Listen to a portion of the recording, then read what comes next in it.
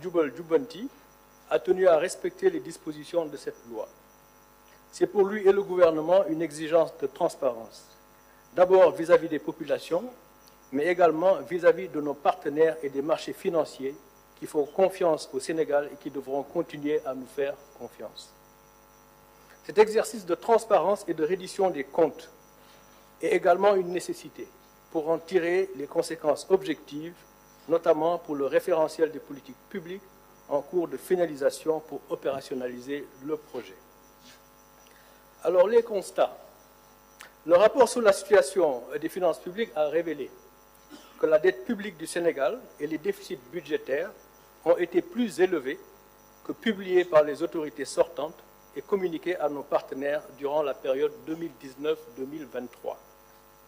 Le déficit budgétaire a été annoncé à une moyenne de 5,5% du PIB sur la période 2019-2023. Mais en réalité, il a été en moyenne de 10,4%, soit près du double. La dette publique a été annoncée en moyenne à 65,9% du PIB durant la période 2019-2023. Mais en réalité, elle a été en moyenne de 76,3% du PIB en raison des déficits publics plus élevés que publiés.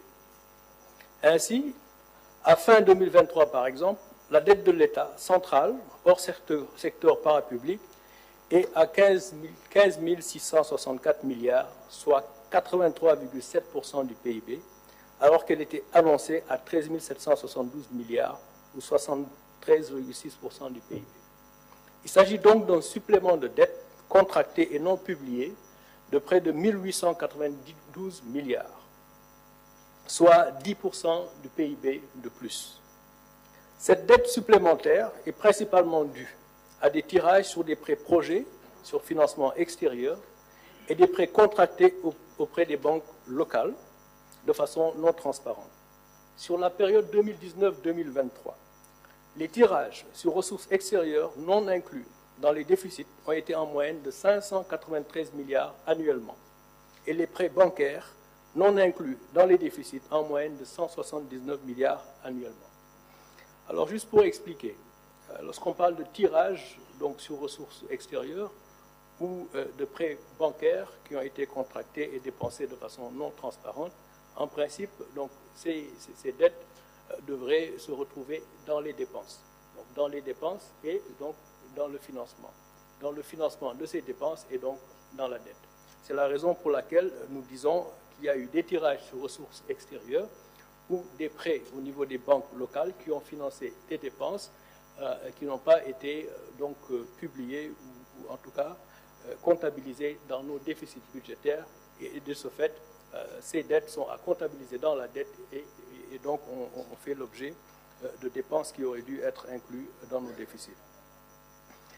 Alors, cette dette supplémentaire, nous disions, est principalement due au tirage sur ressources extérieures et des banques locales.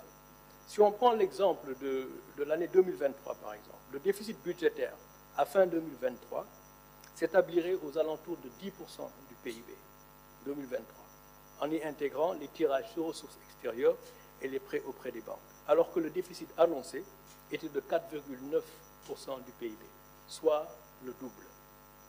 Au-delà de ces chiffres sur le déficit et la dette, l'audit a également révélé que le surfinancement du Trésor public d'environ 605 milliards de francs CFA à fin 2023, c'était un surfinancement qui avait été convenu avec le Fonds monétaire international et qui devait être utilisé pour l'année 2024. Ce surfinancement de 605 milliards de francs CFA a été utilisé pour payer des dépenses non budgétisées et des dettes connues de l'État, contrairement à ce qui avait été communiqué aux partenaires. La non-disponibilité de ce surfinancement en 2024 a nécessité des emprunts non initialement programmés, notamment l'émission d'eurobonds par placement privé de 750 millions de dollars en juin 2024 dernier, et des crédits commerciaux syndiqués de 300 millions d'euros au troisième trimestre. Encore une fois, pour clarifier, il y avait un montant de 605 milliards donc de francs CFA de surfinancement qui devait être disponible en 2024, n'est-ce pas, pour un certain nombre d'obligations. ces 605 milliards donc, de francs CFA ont été utilisés en bonne partie, et donc nous ne les avons pas trouvés dans les comptes lorsque nous sommes arrivés. Donc en conséquence, et en attendant la finalisation de l'audit des finances publiques, le gouvernement avait décidé de ne pas porter le dossier du Sénégal au Conseil d'administration du Fonds monétaire international suite à leur mission de revue de juin 2024. L'examen du dossier du Sénégal sur la base de chiffres erronés aurait conduit à un cas de ce qu'on appelle le misreporting, c'est-à-dire la transmission de fausses informations pour bénéficier des tirages prévus sur les ressources du Fonds monétaire international. La conséquence de la transmission de données erronées pour bénéficier de tirages est le remboursement des ressources mobilisées, à moins de bénéficier d'une dérogation sur la base de mesures correctives crédibles approuvées par le FMI. Le gouvernement a donc choisi la voie de la transparence. Là aussi, juste pour clarifier, quand on parle de transmission de données erronées au Fonds monétaire international, donc vous allez au conseil d'administration avec un rapport et les données avec lesquelles vous allez au conseil d'administration sont des données qui sont transmises par les autorités du pays. Alors, si ces données donc, transmises ne sont pas correctes ou frauduleusement donc données ou fournies au service du Fonds monétaire et qu'il y a un décaissement, ce décaissement, en principe, il doit être remboursé. À moins qu'il y ait une dérogation du même conseil d'administration du Fonds monétaire international s'il y a des mesures correctives donc, qui permettent au pays de revenir sur la trajectoire qui était précédemment donc, convenue. Le Fonds monétaire donc, international a été informé des résultats de l'audit des finances publiques et le gouvernement du Sénégal sera en discussion avec leurs services pour les mesures correctives que nous comptons mettre en œuvre. Ces mesures seront mises en œuvre soit dans le cadre du programme en cours avec le FMI pour mettre les finances publiques sur la trajectoire initialement convenue ou dans le cadre d'un nouveau programme à négocier à très très court terme et à mettre en cohérence avec le nouveau référentiel des politiques publiques. Alors, en tout état de cause, ce qu'il faut retenir est que ce qui sera convenu avec le Fonds monétaire international sera le programme du gouvernement, afin de mettre notre déficit budgétaire et notre dette sur une trajectoire soutenable, à un niveau de risque modéré, voire faible à moyen terme. Ainsi, le gouvernement prend l'engagement de ramener la dette de l'État central de 83,7% du PIB en 2023 à moins de 70% dans des délais raisonnables. Nous nous fixons cet objectif non seulement parce qu'il correspond à nos engagements dans le cadre de l'UEMOA, mais également parce qu'il correspond à nos capacités actuelles d'endettement, compatibles avec une économie saine et prospère, portée par un secteur privé fort. C'est l'ambition du projet du président de la République pour un Sénégal souverain, juste et prospère. En effet, la croissance moyenne sur la période 2014-2023 a été d'environ 5%, malgré les déficits budgétaires effectifs d'une moyenne de 10% du PIB, donc 2 fois qu'annoncé.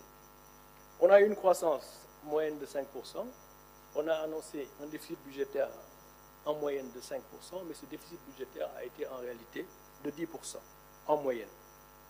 Cela veut dire que l'action de l'État par l'endettement n'a pas été efficace. On peut être tenté d'attribuer cette contre-performance à la conjoncture internationale.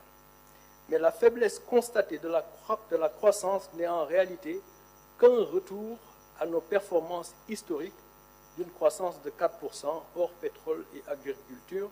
On sait que l'agriculture est volatile de façon générale. La croissance moyenne, nos performances historiques, c'est autour de 4% de croissance. En effet, la croissance du PIB non agricole, donc lorsqu'on enlève la partie agricole qui est un peu volatile, la croissance du PIB non agricole a commencé sa décélération depuis 2018, donc bien avant la Covid et la guerre russo-ukrainienne. Et cette croissance atterrira en 2024 à moins de 4% du fait de la faible croissance du premier trimestre liée à la situation politique qui prévalait. Alors, donc, je disais tout à l'heure que nos performances historiques, c'est en moyenne de 4% de croissance. Le premier trimestre, il y a eu une forte décélération, on le sait tous, à cause de la situation politique qui a prévalu. et la croissance va reprendre donc, pour les 3 trimestres qui suivront, mais va atterrir à une moyenne qui sera certainement 4% ou moins à cause des performances du premier trimestre. Alors donc, le Sénégal en est donc au même point qu'avant 2012-2023. En ce qui concerne la croissance, il n'y a donc pas lieu de s'alarmer outre mesure. Il faut regarder l'avenir. Le plan Sénégal émergent, dans son plan d'action prioritaire 2014-2018, avait indiqué que des investissements publics massifs étaient nécessaires pour jeter les bases d'une forte croissance et les plans d'action 2018-2023, au-delà des relances post-Covid, prévoyaient que le secteur privé prenne le relais de la croissance. Tel n'a pas été le cas, étant donné la vérité des chiffres. Autrement dit, dans, disons, les 12 dernières années, dans la première moitié, le premier mandat, il a été question de beaucoup investir en s'endettant pour jeter les bases d'une croissance beaucoup plus forte. Et le secteur privé devait prendre le relais. C'est vrai, il y a eu la crise de la Covid et il y a également eu la crise russo-ukrainienne. Mais disons qu'il demeure que le secteur privé n'a pas pris le relais de la croissance et le déficit budgétaire dans cette stratégie a été le double de ce qui a été annoncé. Néanmoins, la croissance a été donc en décélération depuis 2018, donc bien avant les 2 crises qui ne peuvent pas être utilisées comme prétexte de ce point de vue. Alors, de ce fait, ramener notre déficit budgétaire à 3% du PIB, comme, disons, nous l'exigent nos engagements dans le cadre de l'UMOA, et la dette en dessous de 70% dans un horizon raisonnable, en mobilisant nos ressources internes tout en améliorant la qualité de la dépense, ne devrait pas nous coûter des points significatifs de croissance. Je dis bien significatifs, à la mesure où nous revenons à nos tendances historiques. Notre projet qui vous sera présenté ultérieurement devrait nous permettre de reprendre la croissance, mais ramener le déficit à 3%, la dette en dessous de 70% du PIB dans un horizon raisonnable ne devrait pas nous coûter donc des points de croissance significatifs. Il nous faudra alors faire une revue systématique des projets et des programmes sur financement extérieur pour déterminer ceux qui doivent se poursuivre et ceux qui seront arrêtés. Ce travail est déjà en cours afin d'améliorer l'efficacité des investissements publics. Les dépenses de fonctionnement seront également rationalisées, notamment par la réduction des subventions à l'énergie, nous y reviendrons, une stricte application des procédures de marché public, la maîtrise de la masse salariale et des stratégies d'optimisation de la commande publique et d'utilisation des biens et services par les administrations. Alors, dans le souci d'améliorer la qualité de la dépense, il s'agira pour le gouvernement de protéger également les couches vulnérables par un meilleur ciblage des bourses familiales tout en éliminant les subventions non ciblées, notamment à l'énergie, pour ceux qui ne devraient pas en bénéficier. Des mesures structurelles seront également prises dans le sens de la réduction du coût de production et de vente de l'énergie pour le mix énergétique. Ce sont nos projets à court et moyen terme. Pour rappel, rien que pour les années 2022-2023, les subventions à l'énergie ont coûté au budget de l'État plus de 1200 milliards de francs CFA, des subventions à l'énergie non ciblées. Alors, la mobilisation des ressources internes se fera en réduisant les exonérations fiscales, en élargissant l'assiette fiscale, tout en réduisant les taux d'imposition, pouvoir promouvoir le civisme fiscal et en menant des réformes qui inciteront les entreprises à la formalisation. On sait déjà que 97% de nos entreprises sont informelles, donc les inciter à se formaliser permettra également de favoriser le civisme fiscal. Cela va jeter les bases de finances publiques saines, gage d'une souveraineté budgétaire retrouvée, pour mieux accompagner le secteur privé. Alors, comme Monsieur le Premier ministre le disait tout de suite, ce point de presse n'est pas le lieu de discuter des détails du référentiel des politiques publiques, dont le premier draft en cours de finalisation circule déjà, mais il vous sera présenté le 7 octobre prochain. Je vous remercie. Ministre. Merci, Monsieur le ministre de l'Économie. Je pense qu'il est important que tous les Sénégalais et toutes les Sénégalaises mesurent la gravité des moments que nous vivons. Il est extrêmement difficile d'intéresser les Sénégalais sur des questions qui relèvent d'une certaine technicité, particulièrement quand il s'agit des finances et du budget. Mais en langage très simple, je voudrais que les Sénégalais comprennent la situation. Et il était important pour nous de dresser cette situation de référence bien avant de vous présenter le nouveau référentiel le 7 octobre. Vous ne pouvez pas faire des projections sur les 25 prochaines années si vous n'avez pas fait l'état des lieux et la situation dans laquelle vous trouvez le pays. C'est d'autant plus important que, en tant qu'acteurs politiques, nous avons promis aux Sénégalais.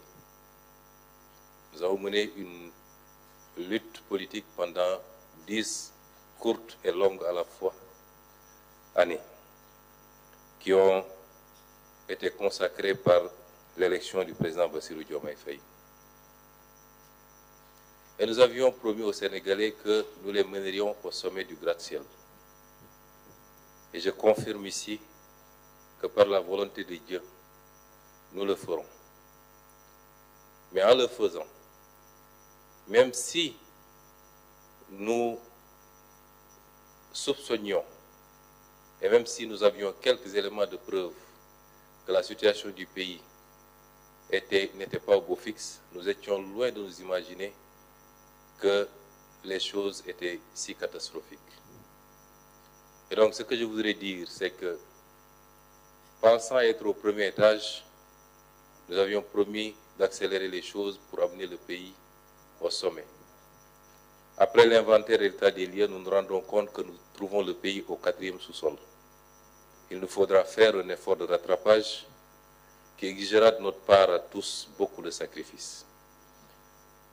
Mais en langage beaucoup plus simple, ce que le ministre vient de nous dire, c'est que les autorités que nous avons remplacées ont menti au pays et ont menti aux partenaires, en falsifiant les chiffres publics, en donnant des données erronées, au moins sur les 3 aspects qu'il a soulevés, mais vous pouvez le considérer sur tout autre aspect, en l'occurrence ici, le déficit public, qui est au double de ce qui a été annoncé pendant tout ce temps. La dette publique, qui est 10 points plus élevée que ce qui a été annoncé. Et de manière constante d'ailleurs, de 2019 à 2023. L'exercice aurait pu remonter plus loin. On aurait su ici, la tendance avait pris départ un peu plus tôt, mais les 4 exercices nous suffisent pour voir à quel point le régime du président Macky Sall a menti au peuple, a menti aux partenaires, a tripatouillé les chiffres pour donner une image économique, financière et budgétaire qui n'avait rien à voir avec la réalité. C'est d'une gravité extrême. D'une extrême gravité. Sur le 3e point, il a abordé la question du surfinancement. De manière très simple, ça veut dire simplement que les partenaires avaient accepté que le Sénégal puisse aller en termes de levée de fonds au-delà de ce qui était annuellement autorisé, en prévision du début des 4 premiers mois de l'exercice 2024, qui, dans tous les cas, étaient des exercices incertains au regard des élections qui se profilaient. 600 milliards qui n'auraient dû être dépensés qu'à partir du 1er janvier mais que le régime sortant a dépensé avant notre arrivée au pouvoir, c'est-à-dire avant 2024, sur l'exercice 2023, ce qui est extrêmement grave. Il est important d'insister sur ce point, parce que la manipulation a voulu faire croire aux Sénégalais qu'il y avait un problème avec le surfinancement et que c'est notre régime qui a utilisé ces fonds, ce qui est totalement faux.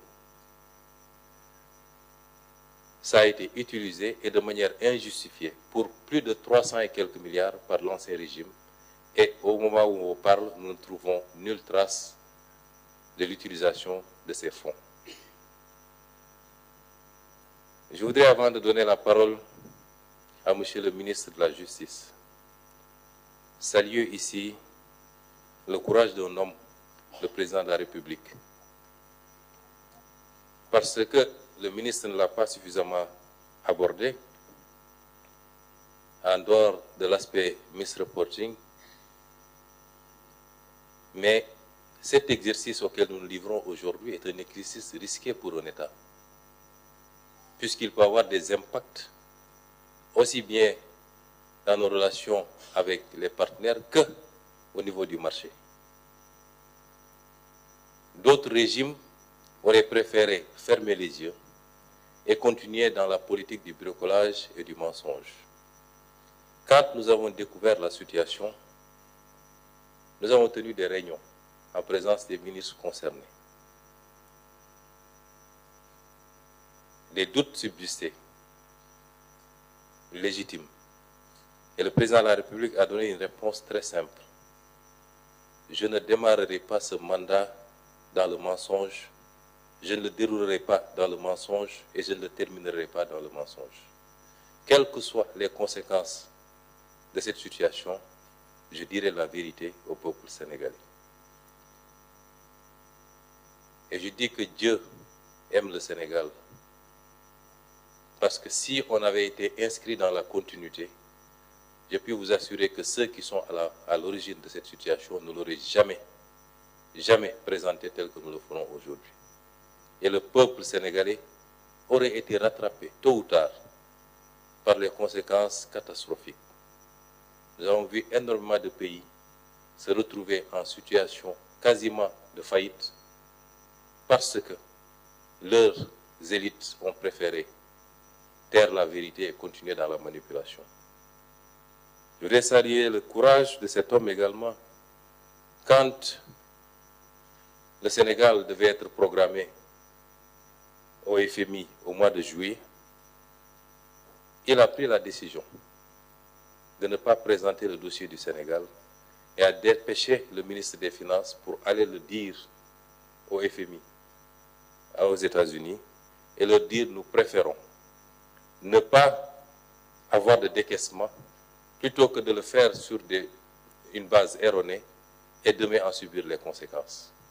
Certains manipulateurs ont voulu dire aux Sénégalais que le FMI a reporté le rendez-vous parce qu'on aurait opéré des levées de fonds. C'est totalement faux. C'est à notre initiative, et seulement à notre initiative. C'est nous qui avons demandé au FMI. Et le FMI pourra démentir si ce n'est pas vrai. C'est nous qui avons envoyé, dépêché une délégation pour dire au FMI que nous préférons reporter ce rendez-vous, le temps de terminer le travail que nous étions en train de faire, et de pouvoir nous présenter à lui dans des conditions qui reflètent la situation du pays. Ces précisions sont extrêmement importantes parce que nous sommes dans un pays de manipulation, de diffusion de fausses nouvelles à longueur de journée. Et sur ces questions, j'inviterai tous les Sénégalais à beaucoup plus de retenue parce qu'il s'agit de l'image du pays et de sa crédibilité à l'extérieur. C'est des questions qui relèvent à la limite de sécurité nationale. Et tout Sénégalais qui se prononce, quelle que soit la liberté dont il dispose, doit le faire sur la base de chiffres, de faits et d'informations vérifiées. Je m'en limiterai à ça. Et ces données ou ces informations qui ont été produites ne seront jamais démenties par ceux qui en sont les auteurs. Des ministres ont été présentés ici comme étant les meilleurs ministres des Finances que la République n'ait jamais connu. Le ministre Moustapha Ba, le ministre Amadou Ba, d'abord en tant que ministre et en tant que Premier ministre, et même le président de la République Macky Sall. Et tout ce beau monde a menti aux Sénégalais, a menti au peuple, a menti aux partenaires pour pouvoir simplement bénéficier de fonds et qui, j'y reviendrai après, le plus souvent ont été détournés de leur objectif. C'est une situation d'une extrême gravité qui appelle à l'exercice de situation des responsabilités, mais également la nécessité d'en tirer toutes les conséquences. C'est pourquoi je vais donner la parole à M. le ministre de la Justice qui donnera quelques éclairages sous l'angle juridique. Monsieur le ministre, vous avez la parole.